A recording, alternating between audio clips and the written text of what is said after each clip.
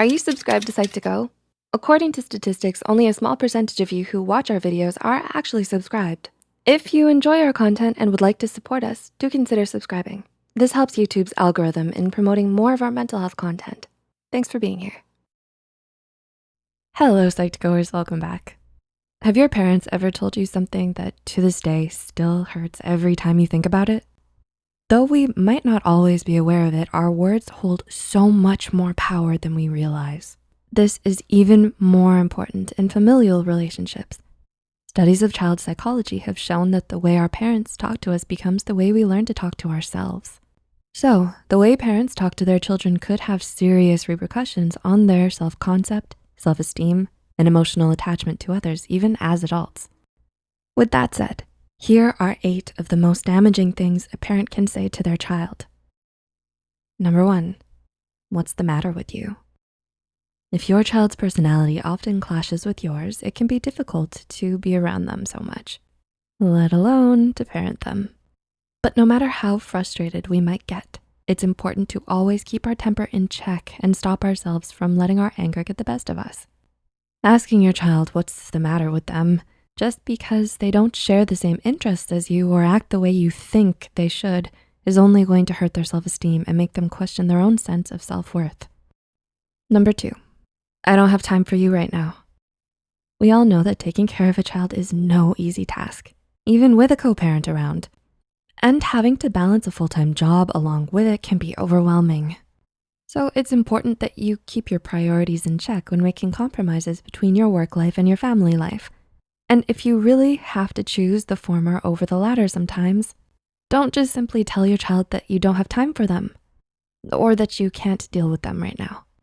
Explain it to them in a way that won't hurt their feelings and make it up to them some other time or way. Otherwise, they'll start to feel lonely and neglected. Number 3, I wish you were more like this.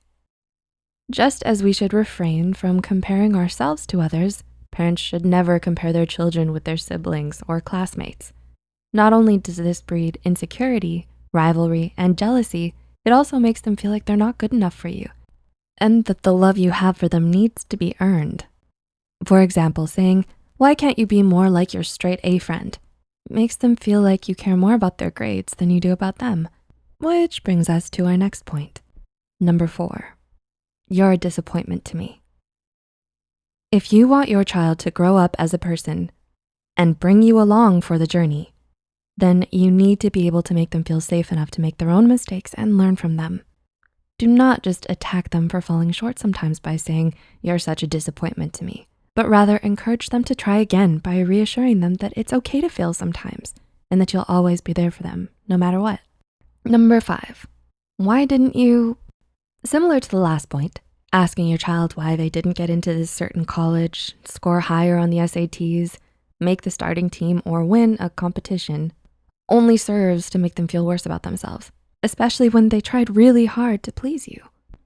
It can ruin their self-esteem and turn them into neurotic perfectionists, always beating themselves up over every little mistake, just because your words made them feel like nothing they do can ever be good enough for you. Number 6, because I said so.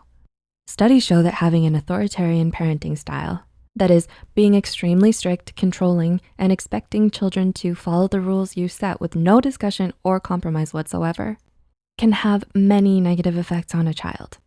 Some children develop poor self-esteem and become socially inept, withdrawn, and dependent, while others become more aggressive, defiant, reckless, and deceptive.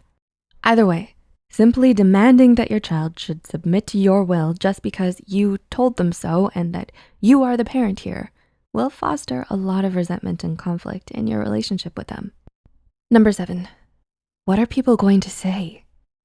Did your child come up to you as part of the LGBTQ+ community or get called in the principal's office for getting into a fight? Do they have a lot of failing grades or have trouble making friends? If you didn't already know, it must have been difficult for them to tell you because they were afraid of how you'd react. But asking, what are people going to think, or what does that say about me as a parent, makes them feel like all you care about is the opinion of others and that you see them as an embarrassment to the family. And number 8, I'm leaving and never coming back. Last but definitely not least. In the heat of the moment, you might be tempted to spew threats of running away and never coming back. Once you start to feel that your child is becoming very ungrateful for all the things that you do for them, but it's better to bite back your tongue and swallow your temper than to say something that will hurt them for years to come. After all, even if we might not realize it at the time, threats like these are done with the intention of hurting your child and scaring them into listening to you or doing as you say. And emotional blackmail like this can make their attachment towards you and others as they grow up unstable and insecure. So, do you relate to any of the things mentioned here? Are you a parent trying to learn what to avoid when raising your child? Or still trying to heal from the hurtful words of a parent? Even if you're neither, it's still important for us to be more considerate of how we treat others and the effect our words could have on them. As the saying goes, be careful with your words. Once said, they can only be forgiven, but never forgotten. Did you find this video insightful? Tell us in the comments below. Please like and share this with friends that might find value in the video too. Make sure to subscribe to Psych2Go and hit the notification bell for more content. All the references used are added in the description box below. Thanks for watching, and we'll see you next time.